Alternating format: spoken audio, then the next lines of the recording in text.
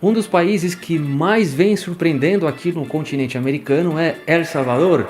E eu já fiz um vídeo sobre esse país falando de como os fora da lei são tratados por lá.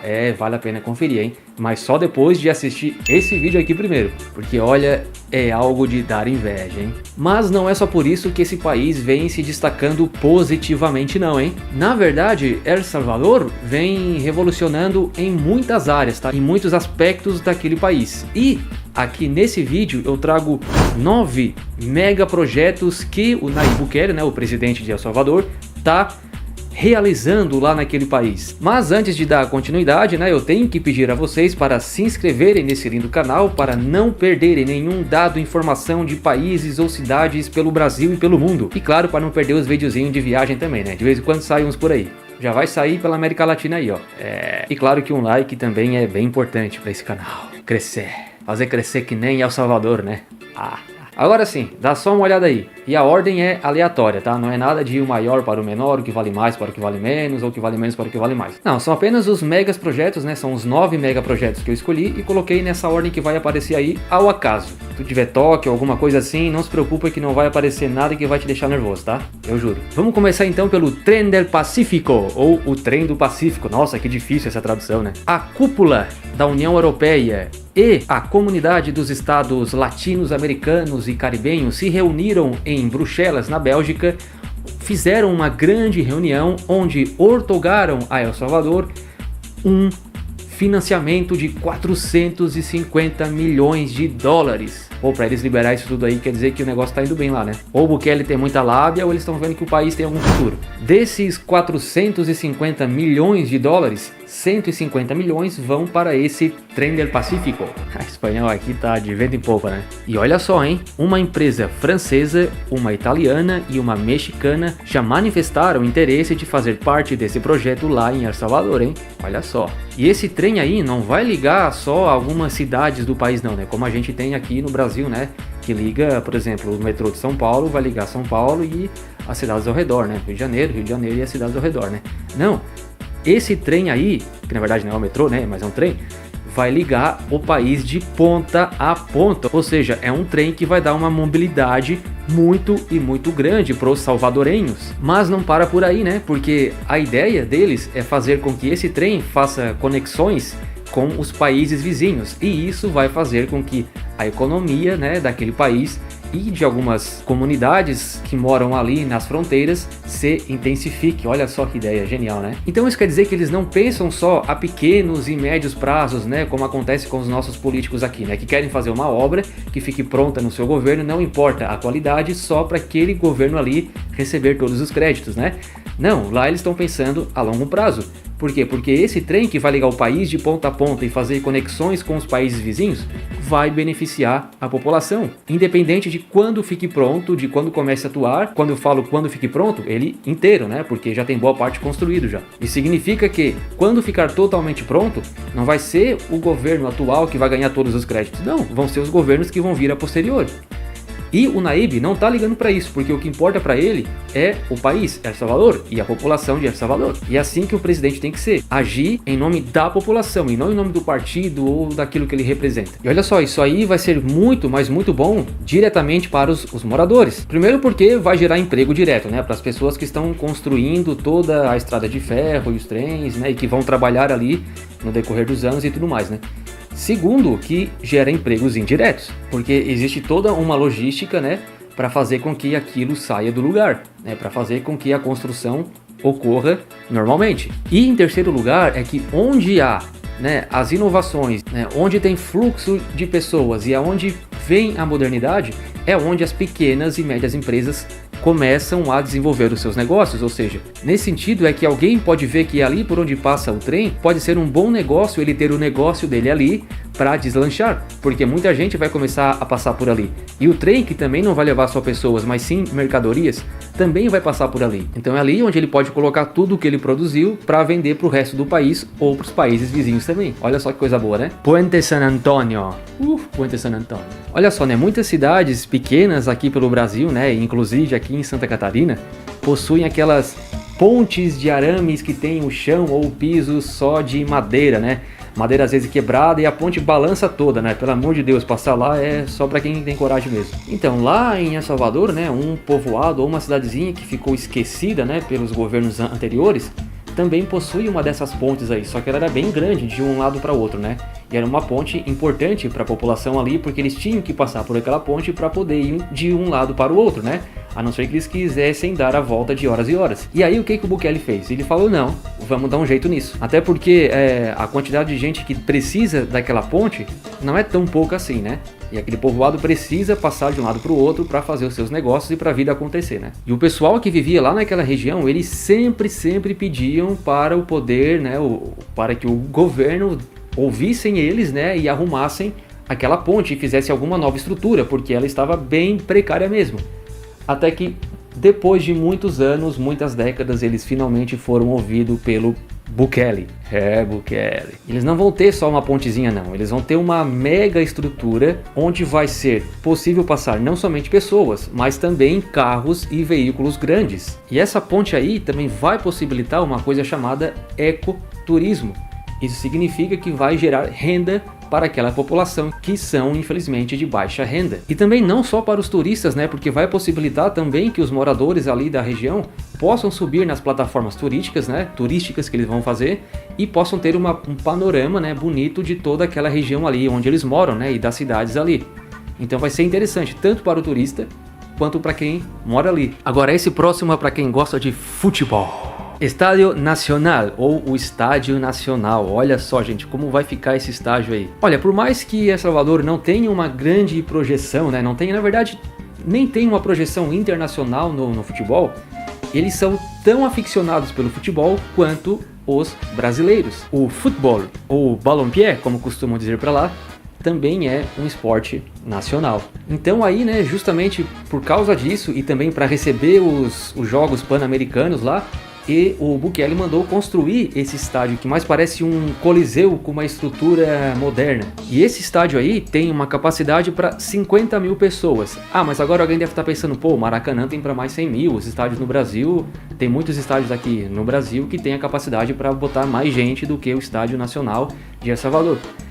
Gente, mas olha só, o paizinho El Salvador tem um pouquinho mais de 6 milhões de habitantes, ou seja, tem menos pessoas em toda El Salvador do que na cidade do Rio de Janeiro. A cidade mais habitada de El Salvador tem menos de 700 mil habitantes. Daqui a pouco, Joinville, em Santa Catarina, pode chegar a esse número. Então isso quer dizer que esse estádio está bem de acordo, né? Cumpre com aquilo que o país pede, né? E dentre tudo aquilo que é moderno para esse estádio, também vão ter algumas telas de LED, né? Espalhada aí pelo estádio, com alta definição, né? Para mostrar bem os detalhes do jogo, junto com alto-falantes com sons bem claros. Aeroporto del Pacífico, outra joia da arquitetura moderna, né? Esse aeroporto do Pacífico vai contar com uma tecnologia de ponta para facilitar tanto na logística e na comodidade dos passageiros que estão utilizando dos serviços do aeroporto. E é claro que esse aeroporto também vai contar com voos diretos, né? Que abrirá as portas do país para o mundo.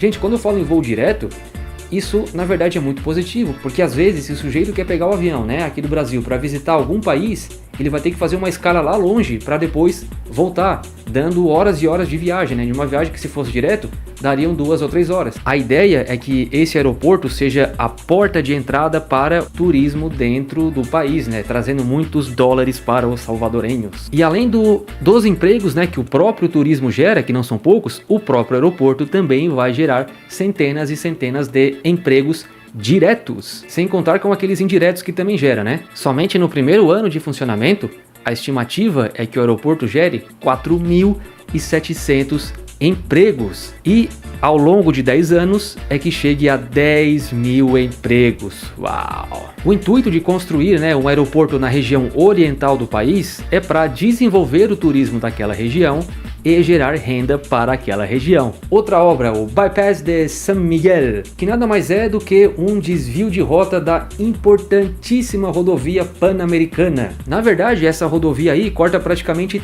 todo o continente americano, desde lá dos Estados Unidos até lá embaixo na ponta da Argentina. É muito grande. Já passei. Mas longe de ser apenas um desvio, essa obra vai gerar mobilidade urbana para todos os povos que vivem ali naquela região, né? e não só os que vivem ali naquela região, e possibilitar uma viagem mais rápida e fluida, né, pela avenida ali, pela Pan-Americana. A obra está orçada em 160 milhões de dólares. Mas gente, tudo que favorece a logística favorece a economia de um país. Tenha em mente isso. Agora o próximo é importantíssimo: megas hospitais. Com vários milhões de dólares investidos, o governo do Bukele está construindo e reformando vários hospitais por todo o país. Um deles será construído em apenas 1 ano e meio e terá, olha só, 87 consultórios, 44 salas de procedimentos cirúrgicos, mais de 80 salas para realização de hemodiálise e claro que várias outras áreas de vários outros procedimentos médicos, né? Procedimentos e especialidades médicas. Inclusive sala de recuperação, laboratório de prótese e olha só, sala de cuidados paliativos, que é muito importante e a gente peca muito aqui no Brasil. Se aqui no Brasil, né, a nossa saúde desse mais atenção para essas áreas de cuidados paliativos, muita doença, muita coisa ruim seriam evitadas, só por causa desses cuidados aí. Olha só que legal, né? O hospital de Necapa, por exemplo, vai ter um helipuerto, né? Um heliporto. Legal, né? Os investimentos em hospitais vão chegar até 450 milhões de dólares. Próximo, Universidade del Futuro. É claro que o nome futuro não vai estar ali à toa, né? Alguma coisa quer dizer. E claro, né? É porque a ideia é que toda a universidade seja dotada de tecnologias de ponta, como, né, os laboratórios de última geração que estão sendo construídos. Os estudantes irão experienciar essas tecnologias de pontas na sala de aula com os novos métodos educacionais. Veremos. Tá merda, já entrei em faculdade com um quadro de giz. A ideia também seria misturar estudantes de distintas culturas e de distintos países. Vamos ver o que eles vão fazer com essa universidade, vamos ver como é que eles vão fazer tudo isso dar certo, né? Provavelmente dê. Talvez eles estejam usando o modelo de algumas faculdades internacionais que existem na Ásia, como por exemplo na Malásia. Já vou falar disso em outro vídeo, então, ó, fica aí, tá? Próximo projeto, Puente General Manuel José Arce. Nossa, que espanhol de ponta. Essa mega estrutura aí vai tentar fomentar o comércio local ali da região, né? E facilitar a passagem de pessoas de um lado para o outro, né? De uma parte para outra. Isso porque existe uma lacuna ali que impossibilita a passagem de pessoas. Vai ser uma ponte com 4 pistas, mas aí olha só, a gente tem que levar em consideração o tamanho do país. Eu digo isso porque dentro do Brasil nós temos pontes enormes, né? Com várias pistas uma do lado da outra. Mas o Brasil é um país com mais de 200 milhões de habitantes. E El Salvador é um país com 6 milhões de habitantes, né? Então vamos levar isso em consideração também, né? E olha só que legal, gente. Além de gerar os empregos diretos ali para a construção da ponte, futuramente essa ponte construída vai poder gerar também mais empregos por causa dela construída. Por quê? Porque agora várias empresas e indústrias vão poder se instalar ali que antes não se instalavam porque não existia uma logística boa ali. Agora tem uma logística, simplesmente tu pode passar os teus negócios, as tuas mercadorias de um lado para o outro. Empresas que não se instalavam ali, seja de oferecer serviços ou matérias, também não se instalavam ali porque estavam trancadas praticamente, não poderiam oferecer os seus serviços em outros lugares ali perto, então fugiam ali da área, né? Agora não, agora vão poder se instalar ali e gerar futuros empregos também. Olha só que coisa boa, né? Olha, eu moro numa cidade que tem umas 4, 5 pontes. E sempre depois que essas pontes foram construídas, alguns negócios começaram a surgir, e aí a cidade foi crescendo, né? A estimativa de investimento é de 30 milhões de dólares. Rodovias inteligentes. Esse emaranhado de rodovias aí, aos poucos estão se formando em corredores eficientes e com várias conexões em pontos estratégicos. E nessa rodovia aí, né, nesse emaranhado todo, está recheado de tecnologias avançadas para a gestão do tráfego. E claro, né, com monitoramento em tempo real para atuar em qualquer emergência que venha a acontecer. Alguns sensores foram colocados ao longo da rodovia, né, e esses sensores aí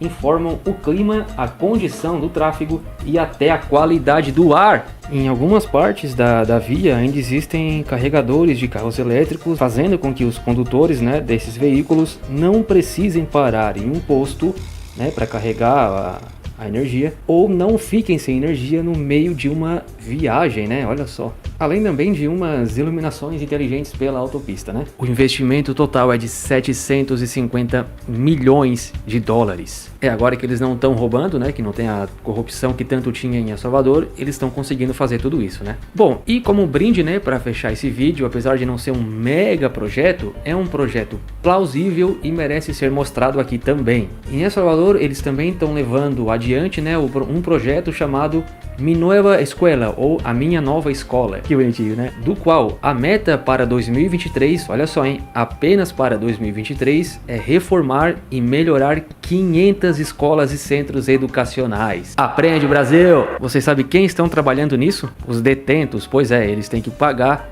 pela alimentação que recebem dentro da prisão. Até porque a alimentação, né, sai dos nossos impostos. Gente, vocês perceberam a quantidade de coisas que um presidente de uma nação considerada pobre está fazendo lá naquele país? É inquestionável a diferença entre ele e os presidentes que nós tivemos aqui na nossa época, na nossa geração. E é inquestionável o desenvolvimento de um país quando o líder do executivo de uma nação faz aquilo que tem que ser feito. Aqui eu trouxe apenas 9 megaprojetos, porque existem vários outros de pequenos e médios portes que estão sendo realizados por todo o país. Então não é pouca coisa, não é pouco investimento que está tendo lá em El Salvador. Não, é muito. Os impostos estão voltando para a população em forma de projetos. Claro que eles recebem financiamento de fora, mas isso por quê? Porque esse presidente se mostrou hábil na negociação e provou com ações que não tá ali para roubar, que não é para ser mais um corrupto que governa El Salvador desde 1992, que foi a época da Guerra Civil que teve lá, né? E olha só, hein? Se um país que tem um imposto menor do que o Brasil e que tem uma quantidade de gente infinitamente menor pagando impostos consegue fazer isso tudo, imagina no Brasil, né? Imagina se nós tivéssemos os políticos que fizessem o nosso dinheiro chegar onde tem que chegar. Imagina o quão bom e o quão desenvolvido que seria o nosso país. Provavelmente não teríamos esse nível de criminalidade e esse baixo nível de escolaridade que nós temos aqui, né? É para se pensar. El Salvador está mudando e para melhor. E agora eu te falo, se inscreve nesse canal para não perder mais nada. Tchau!